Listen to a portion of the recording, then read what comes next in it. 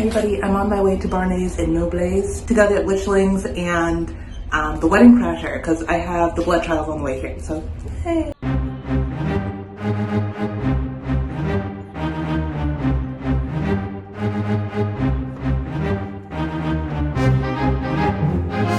I've gone to 3 different Barnes and Nobles, and for some reason they do not have Mia Sosa's release today. But I did get, hold on, that I couldn't get the Wedding Crashers. I got Pilar Ramirez and The Escape from Zafa. I was really excited about this book a while ago when it came out, and now I have it. And then also, obviously, the blood trials. Oh my god, this is my most anticipated of the year. I've been waiting for it since last year. And finally, obviously, Witchlings by Claribel Ortega. So excited. So I'm gonna get home. I'm probably just gonna order Wedding Crashers. Why did I say it like that? I'm gonna order the Wedding Crashers and just move on with my life. Isn't this lighting amazing? I'm starting this Witchlings reading vlog. Can I? This Witchlings, great angle. This Witchlings reading vlog at like 11 o'clock at night. I don't know why I'm doing this. This is a silly thing to start now, but I'm so excited. Witchlings is by Claribel Ortega. It's a middle grade fantasy novel. I'm just so excited. It was one of my like top 5 anticipateds of this year. I'm so excited. Let's just dive into it.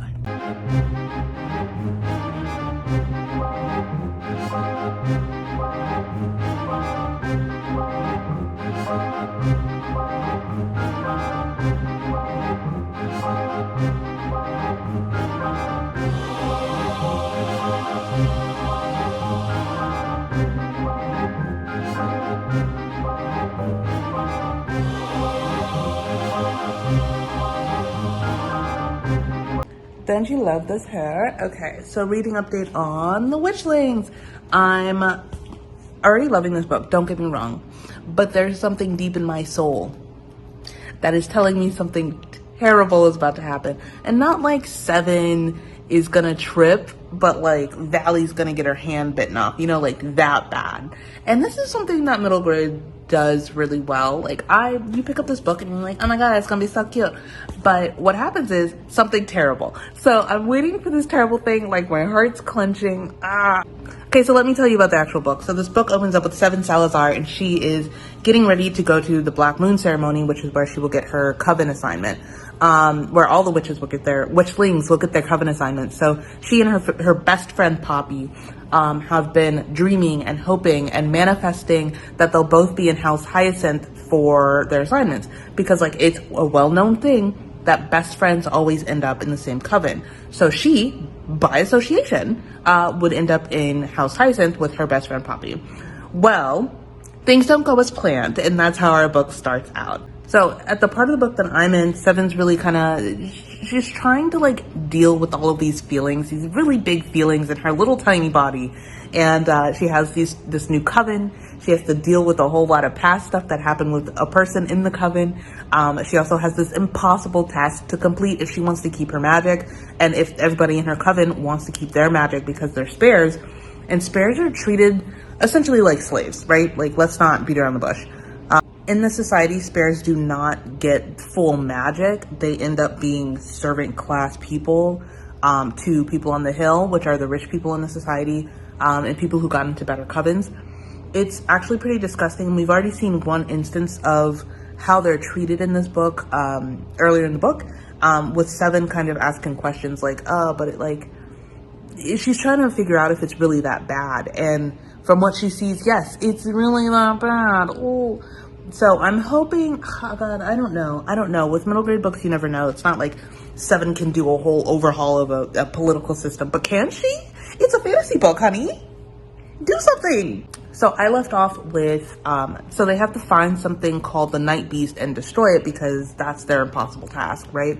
I will say no more about what's going on other than that. And they're finding that just a lot of the literature on this is checked out. Valley is dealing with a lot of stuff, you know, hurt people, very much that.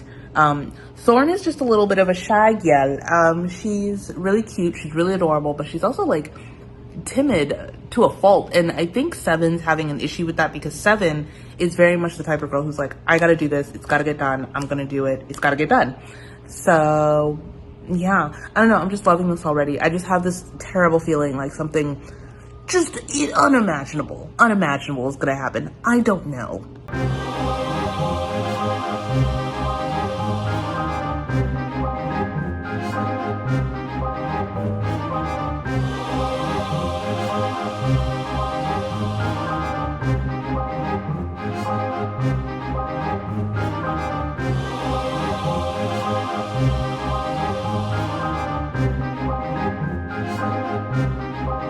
Hi, I wanted to be cute and go to the park and hang out with the geese, and that's not what happened. It's super cold, and that's just what it is. So I'm gonna go and eat lunch. Hey everybody. So I'm a little bit more than halfway through this book, and it was recently revealed that one of the characters' parental figure, they use taking away food as a punishment. I knew something was going to happen. I knew something bad was coming, and that killed me. And obviously, this needs to be addressed. But something else that I really want to address soon, let me just go ahead and sit down. Let's have a chat. Let's wrap. Is why the spares are so poorly treated. It's not quite explained yet. Is it just because they're bad? Like, how did they end up being the, oh my God, this stool is rocky. How did they end up being the oppressed class in a world of magic? So I think that's what I really need answered soon. I'm probably gonna just read this all night and hopefully be done with it by like late tonight. And then tomorrow I'm gonna start the blood trials, and then let's just see how many books we can read this week. I'm really excited to get to the end of this, and I know that there's a book 2 coming, but like, I really need it answered. Like, how did this oppression come to be? It makes no sense, but neither does any oppression, right? But anyway, let's get back into it. I'm back and I'm almost done. You can see this. This book is really reminding me why I find so much value in middle grade as an adult. And it's because when we look at things like scary things, this book is dealing with really scary things. When we look at these things through the eyes of like a child, and how maybe a child would process and work through the scary part of the thing, we as adults, if you're an adult watching this, can figure out how like maybe we lost some of that childlike wonder and how we process and how we can get over things and keep persevering. But with Seven, she's going through all these scary things, and you see her kind of like process that it sucks and it's scary and it's going to be hard, but because her parents have built her up, and because she's internalized a lot of these very like affirming words and phrases and like the belief in herself and in her skill, you see her work through these. And I think that like as adults, we need to remember that like we are capable of things. We can do it, but sometimes things get so hard, and you have bills and you have taxes and you have responsibilities outside of like, you know, saving your whole town, and you just can't see an end in sight. So I really like how Seven's approaching everything. That all being said, we riding to beat down the Dimblewids. That's just what's gonna happen. I'm almost to the end. Let's see how it ends. I'm so scared right now.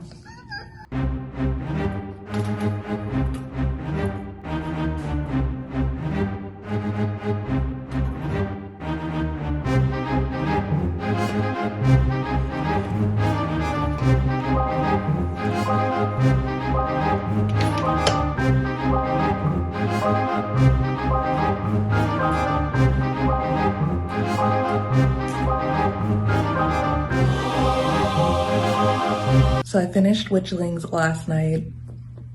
It's so cute, so cute.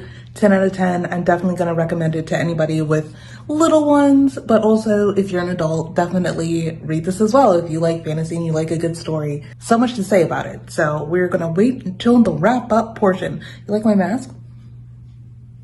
What do I want you to know about Witchlings by Claribel A. Ortega? Let me tell you. So this is fun, this is sweet, this is cute, this is poignant, and the life lesson is really that like you gotta push through. You're as good as you say you are. You are stronger than you think, and I think that's kind of a beautiful message. There's also a lot with, you know, if you see something happening to a friend, you want to help them. It may be hard and you may think they'll be mad at you, but maybe they'll thank you at the end of it. There is a lot where Obviously with any middle grade, it's, you know, adults are fallible. You have to be able to stand on your own 2 feet. So I don't know if I'm even rating with stars anymore, but if you're going by pure enjoyment of a story, this is a 10 out of 10, a 5 out of 5, whatever you want to use. And I highly recommend it. I highly recommend you read this story. Ghost Squad was amazing to me. Witchlings, I think, is better. And I'm not saying that to compare Claribel's writing. I'm saying, you know, there's clear improvement in the writing. So I think that Claribel A. Ortega is going to be an author that you're going to want to watch out for if you're really into middle grade, if you just love a good, sweet fantasy story that still has really great points about life. Thank you guys so much for watching. I will see you with the next book. Feel free to subscribe or follow me on Instagram or Twitter or whatever. I'll see you there. Bye.